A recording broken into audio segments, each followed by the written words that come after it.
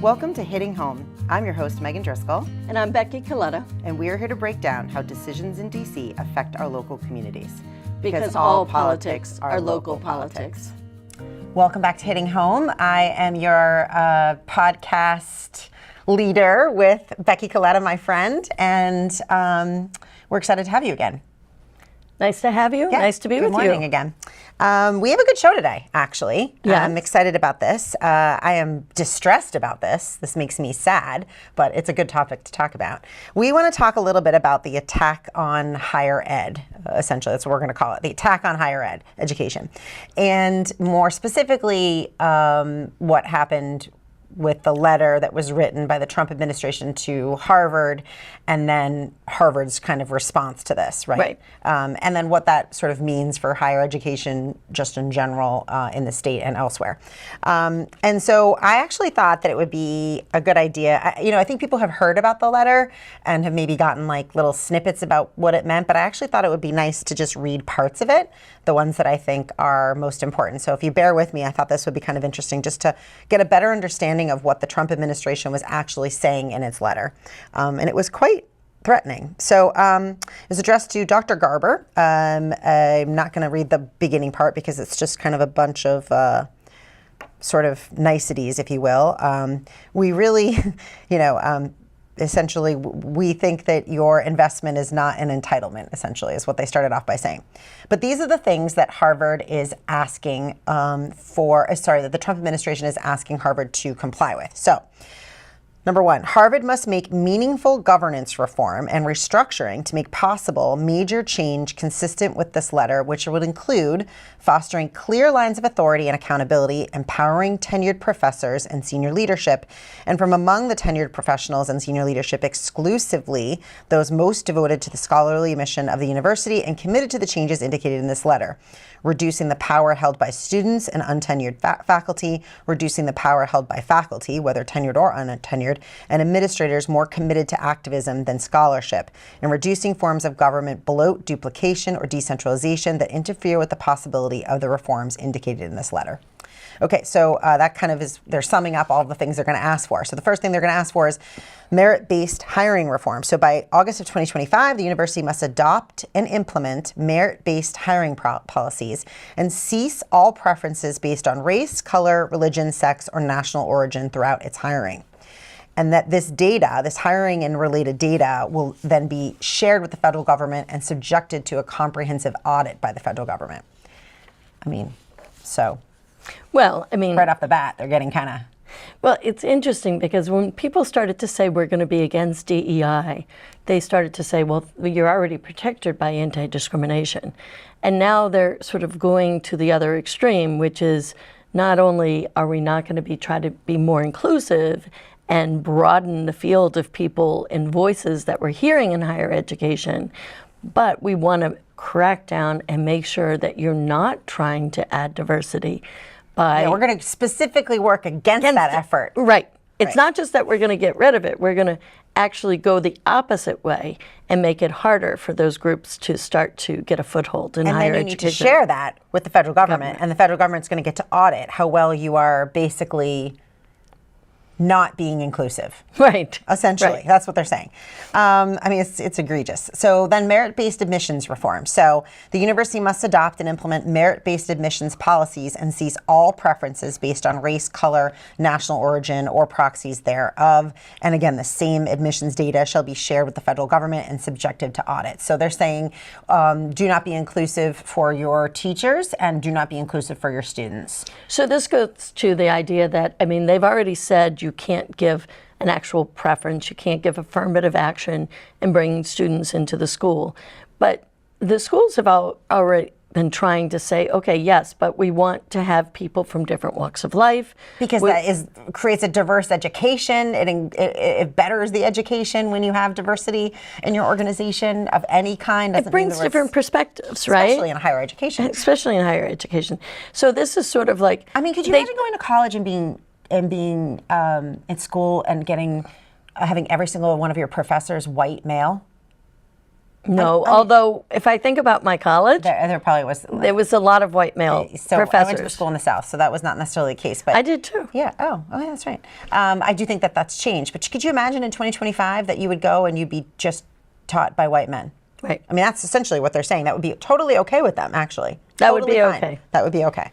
And that sharing this data is just insane. They're going to now be, the federal government is going to get to audit this lack of inclusivity, that you're definitely not being inclusive. They want to make sure you're not being inclusive. Okay, next one is international admissions reform. So the university must reform its recruitment, screening, and admissions of international students to prevent admitting students that are hostile to the American values, which are not displayed, in institutions inscribed in the U.S. Constitution and Declaration of Independence, including students supportive of terrorism or anti-Semitism. And as that examples. So that sounds like, okay, we shouldn't have student terrorists. Okay, everyone agrees on that. Hashtag truth. Hashtag truth. But this is going the other way again. It's saying hostile to American values. So Which we're going to have values? some sort of litmus test, ideological litmus test for what foreign students can come into our country, what kind of discourse we're going to allow. Yes, by that's what they're saying. vetting these international students in a completely different way than we've ever done. I mean, it's a really, like, again, it's egregious, it's insane, it's a crazy thing to actually see in writing, that they need to prevent admitting students that are hostile to the American values, by which Do are we not, have one set of American values? apparently. I didn't Apparently realize do. that. Maybe, Okay. do they mean Christian values? Do they mean, I don't understand, I don't really know. Do they mean Jewish values? Because we can't. I don't know. Yeah, it's an interesting one. I thought we had a pretty diverse group of values in this country, and we were welcoming and supportive of the First Amendment that would allow Americans to have diverse values. So if you're going to have a value litmus test, I'd like to know whose values we're going to implement there. Yeah. Well, the other thing that's interesting about this, too, is it follows up to say that any foreign student, including those on visas and with green cards, who commit a conduct violation needs to be reported to the Department of Homeland Security and the State Department. But they don't outline, what does a conduct violation mean? Like, did they steal a wallet? Did they Or did they speak out at a free speech alley or write speech. an opinion piece in a paper? Exactly. I mean, this is why applications from foreign students to U.S.-based universities is way down. I mean, this right here, right? You're sending your child to a university in the United States, and there is a conduct violation that is not qualified, what that actually means, right? It could be just showing up at a rally that could get you arrested with Homeland Security and potentially end up in El Salvador, maybe? I don't know. That seems to be what's happening. Right. Right. It's this chaos. Well, We've been talking a lot about this chaos, right? This making everything muddy and chaotic as the plan. And this is yet just like another example of how scary that would be. I mean, I would never send my child to a school abroad with this And language. what you're saying is, right now, they've terminated visas for like 500 international students. Right. We're hearing about the, sort of the 5 students or so who have been picked up and detained and put in prison, but we've asked these other students to self-deport. Right. So we're already putting, you know what, I remember once going to Cordoba, Spain, and back before the Spanish Inquisition, Cordoba, Spain was like this beautiful spot for intellectual thought, and it had Muslims and Jews and Christians all sort of meeting in Cordoba and having this like font of like talking to each other and learning from each other. Mm-hmm. And then the Spanish Inquisition came and Cordoba went off the map, right? And in a lot of ways, Spain took a backseat to being the intellectual leader in the world. Yeah. You think about, it was a leader in exploration, it was a leader in so many things. Yeah. And when I went to It's the Cordoba, end of an era for them. And I went to Cordoba and I thought, oh, that's so sad and so strange. And I really didn't appreciate the history. And now I feel like I'm living in one of those times of history where the free thought and the intellectual leadership is just being attacked in a way that I don't understand. Yeah, The Atlantic just read an article, and it was, is the era of light over, and are we entering a dark age? It's sort of interesting when you think about it, if you juxtapose it to Spanish Inquisition and what happened entering a dark age. this letter is crazy. Viewpoint diversity in admissions and hiring. Viewpoint diversity. Not disclosed. Not race, not anything. We don't know what Viewpoint. that viewpoint. We don't really know what viewpoints they are discussing, but Harvard must abolish all criteria, preferences, and practices, whether mandatory or optional, throughout its admission and hiring practices that function as ideological litmus tests. And yet it's going to probably put in its own ideological litmus test. Yeah, and so I it says it's against it, but it seems to be implementing them. Well, isn't that always the way they say they basically talk one thing and what they really mean is the other. I feel like, it goes back to the Snopes trial. Are we going to go back and say that we need to teach creationism as a science? Yeah, exactly. That's going to be the viewpoint that we can implement. And what do they mean by that? We're gonna that slavery was a good thing? I don't know. There are people out there who would argue it. Yeah, that the Jews will not replace us. There are people who would argue it. So what do they mean by that? I mean, that's I guess what they mean. And every department or field found to lack viewpoint diversity must be reformed by hiring a critical mass of new faculty within that department or field who will provide viewpoint diversity. This is, to me, the heart of it. Like, we can talk about preferences and hiring and things like that. And honestly, the courts have been there to sort that out. This is such an overreach. But the idea of viewpoint diversity goes to the heart of academic freedom. Yeah. And I feel like if Harvard caves on that, Well, it might as well not even remain a university. Are we going to send our children to a class to talk about the world being flat? I don't know. I mean, it's that someone's going to actually teach our children that the world is flat. Well, It's I like think we at the have very no least, norms, we're or that gonna- there's no space. I've heard people say there's no outer space. But you think about it like on a... Is that really what they mean? Well, no, but let's even think about it on something that's not quite that out there. When we think about things like climate change, right?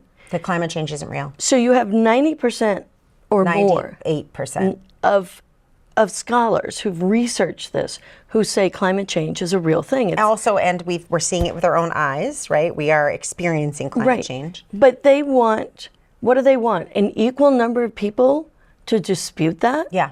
But that's not what the science says. Exactly. So why do you have to not let academic freedom in science take you where it takes you? Right. The whole point of higher education was to have people have the freedom to explore ideas and thought and science and lead us forward with ideas. Data and ideas. Data driven, right.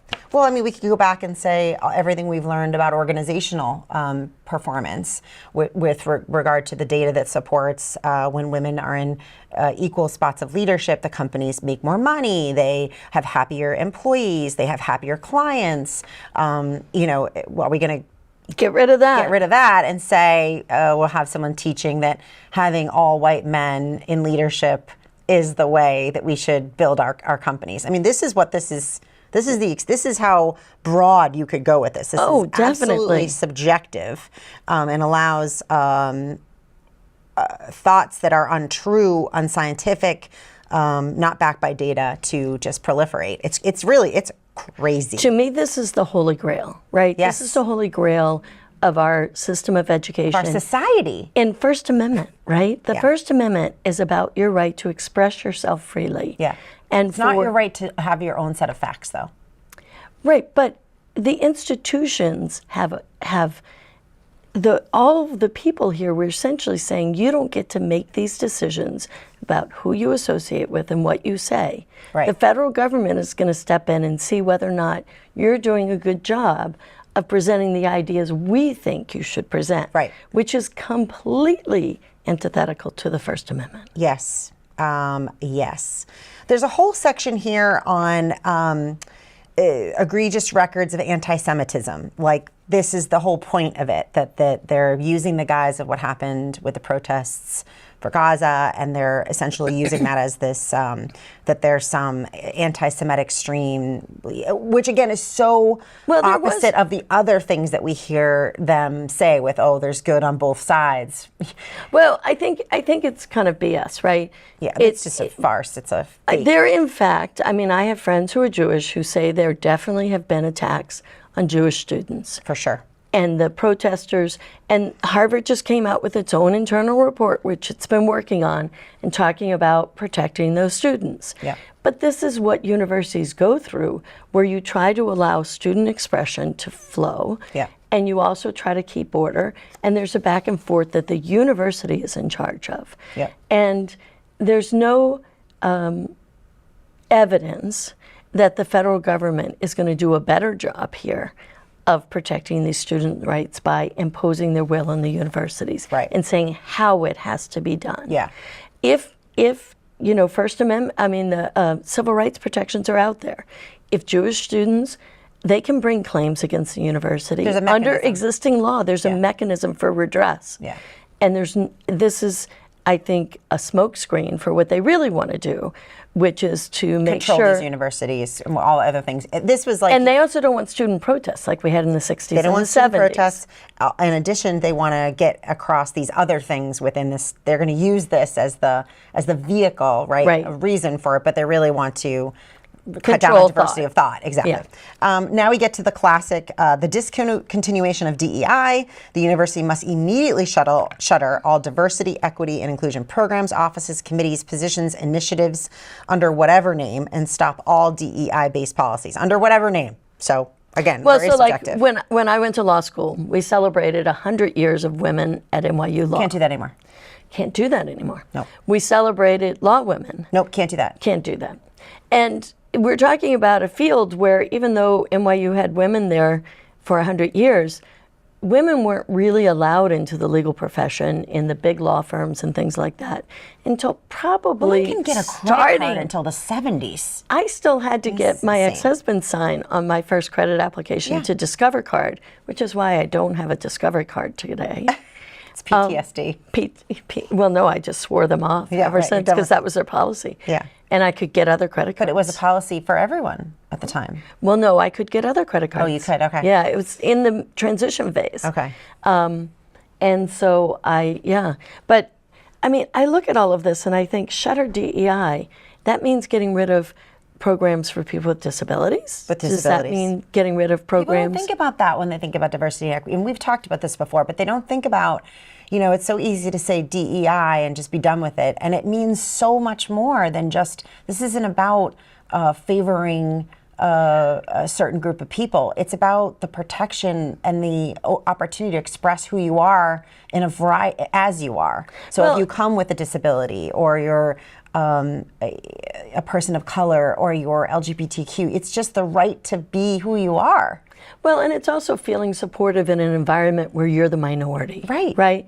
Where you can band together and can build friendships and connections and collaborate. Like, why does anybody? I don't even understand why anybody cares about So, this. like, if you're at who Harvard, cares? if you're bothering you, if you're at Howard University, Yeah. you probably don't need a People of Colors Alliance, Right. Right, because people of color are in the majority. there at is Howard. one college like that in the entire United States. Well, no, there's probably two or three. Okay. You know, there's I mean, it's a less than historically 1%. the HSBCs. Yeah.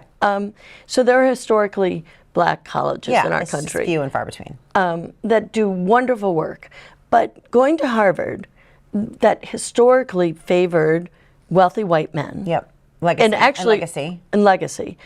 You know, you had Radcliffe. I remember hearing Phyllis Schlafly say that she went to Radcliffe, and she was the head of, the anti-feminist movement. And she went to Radcliffe and was very proud that she went to Radcliffe and not Harvard, because she could take classes at Harvard, but Right. she could not get a Harvard degree. Right. And so when we talk about DEI policies, we're talking about trying to make universities more open and inclusive of people who were historically marginalized. Yep. So there's a reason for saying black people were not allowed into these spaces. They still feel marginalized. They still are in a minority. Right. And they still might need some support to feel included and valued and welcome. And whether they need it or not, they should be allowed to do it. Right. Whether they need it or not. It has nothing to do with it shouldn't even be a need-based thing. It should be, people should be able to do what they want. That's why we have civil liberties. That's why we have And student civil unions rights. are supposed to support all the various all the students. various students and their needs Right. and their desires. This one's interesting. Harvard must implement a comprehensive mask ban with serious and immediate penalties for violation, not less than suspension.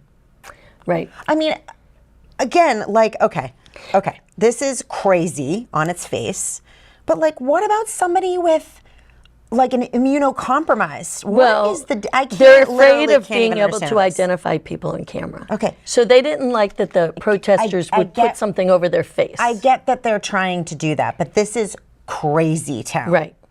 I mean, if this isn't not an assault on your human rights, I don't know what is. They also have, as we're getting to the end of it, there's a whistleblower reporting, which basically means that they need to set up a system by which non-compliance with these reforms can be reported, and that transparency and cooperation with all federal regulations and need to be in place, and that they need to keep that going through at least 2028. And then it kind of ends with a couple other, missive things that are sort of just in the same category of just ridiculous. So, okay, so if you hadn't read the letter, we will have a link to the entire letter. You can read it. I did give you the highlights of what's important. There was a little snafu that happened where they didn't expect Harvard, I think, to respond so swiftly and so aggressively against this, that when they did, so Harvard basically immediately came out and said, absolutely not, mainly on the sort of control of academic decision-making and the blatant disrespect of civil liberties reasons, but they came out really quick. And then all of a sudden there was like some discussion that seemed to have gone away about it was a mistake. I think that was complete BS, right? Obviously. But I mean, it was just funny that was this. So then the Trump administration said, oops, we shouldn't have sent that. That was an accident. I think they were come off of that emboldened. now, but- I think they were emboldened because Columbia caved so quickly. Yeah, exactly. And so I think Columbia emboldened them. Yeah. But you already had, like, I had heard a podcast by the Princeton University president who was already saying, no, this is at the core of our, before Harvard, this is at the core of who we are, and we cannot be all caving to this. Yeah, exactly. Like the law firms did. We could do a whole other segment on that. But although they're winning, the law firms Yeah. are winning too. But for us here, Harvard, it's interesting because Harvard did respond quickly, and the Trump administration sort of tried to back off with this bogus, like, we it was an didn't mean to accident. do it. Yeah, oopsie.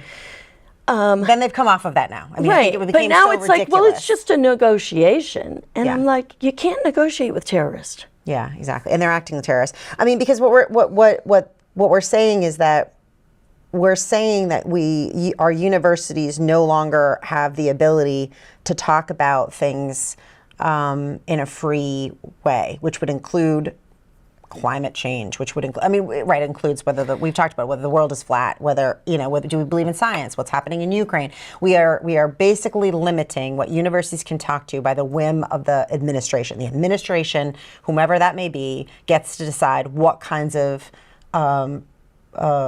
classes and professors that a university can employ and talk about. I mean, that is fundamentally an attack on our freedom. Well, and it's insane. And the other thing it does, I've heard people out there commenting, saying things like, well, Harvard's just this elite institution and they shouldn't be out there being so lefty. And I'm like, okay, but Harvard isn't just a lefty institution. Harvard, to me, it can be fairly conservative at times. But they also have produced science and data and thought that has made Massachusetts and Boston stand out on the world map. Yeah. Well, and people who graduate from Harvard often go on to do really amazing global things, right? And so it is a prestigious organization, a prestigious school that pays people back in spades with regard to access and influence because of the knowledge that they gain there. And to say that you can control that is just it's really unbelievable when you read it. Well, and for me, I'm really afraid of what this means for our state.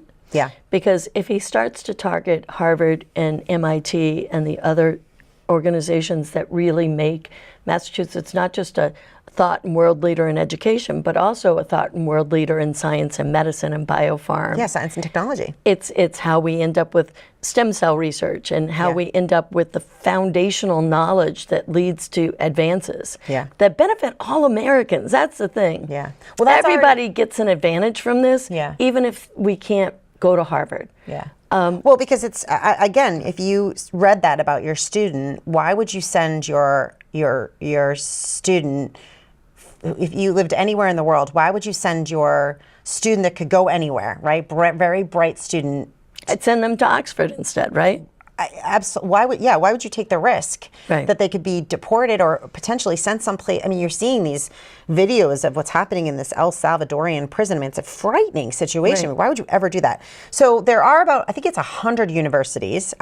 They include Brown, MIT, Princeton, the University of Michigan, University of Pennsylvania. Columbia now is joining this lawsuit in pushing back against the Trump administration. And so I would say the universities are really taking notice and joining this lawsuit and saying, we're not going to stand for this. It's not going to happen. So that's kind of the next step is them pushing back, and thank God. Right. Right. Well, and I hope that it is enough to say, a lot of times Trump will start off very aggressive and then he'll back down, right? Yeah. Or he'll back off. He'll say, well, I was just asking. It's just a negotiation, which to me is like such a mafia term. It's like, well, I just mention it. Right. But well, then you can't even really trust that too either. Like that is the problem. This, again, we're in this chaos, this situation of uncertainty, right? And so Trump says, they're coming to the table for some negotiation, which is like usually a lie, so you don't even know if that's actually the case. And, it's just so... Well, and I don't think you can negotiate with the fundamentals of viewpoint diversity. Right. I mean, you might be that able in to and of itself is... That to me, you don't non-starter. negotiate. It's a non-starter. Yeah. And the federal government has always had a process for funding that wasn't based upon viewpoints. It was based on science. It was based on peer review. We might be moving a little bit away from that. Yeah. But it really comes down to the ability of universities to develop intellectually free of government interference. Right. And the reason we as a people support that through our government, in my mind, is because that produces social good. Yeah. That produces science, that produces thought, that produces relationships with people around the world. Yeah. I mean, imagine if Babson couldn't teach financial classes related to tariffs. Right? Because tariffs is now off limits, right?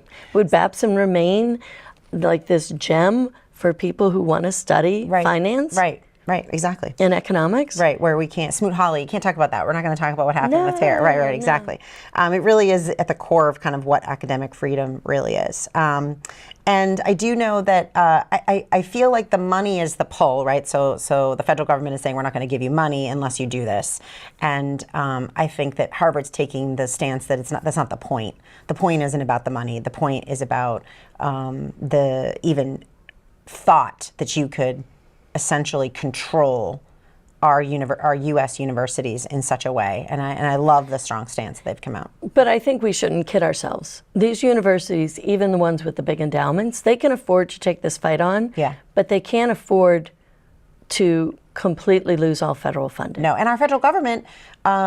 We pay taxes to our federal government to support institutions in the United States for us to have premier institutions because we get all the benefits, of not only the graduates, but the programming, the research, the science, the technology that it leads to. Economies that it leads to. I really, for Massachusetts, we need to win this fight. Yeah. Because our economy starts with the universities built in Boston, right? And the hospitals. Exactly. And the hospitals. Yeah, and the science. And the science. We're a leader in that space. We're a leader in all of those spaces. It's what makes us us. And if we don't have that, our economic pull for companies to come here, where the best and the brightest are, greatly diminished. Yeah. And so our entire economic base is built around something that's at risk right now. Yeah.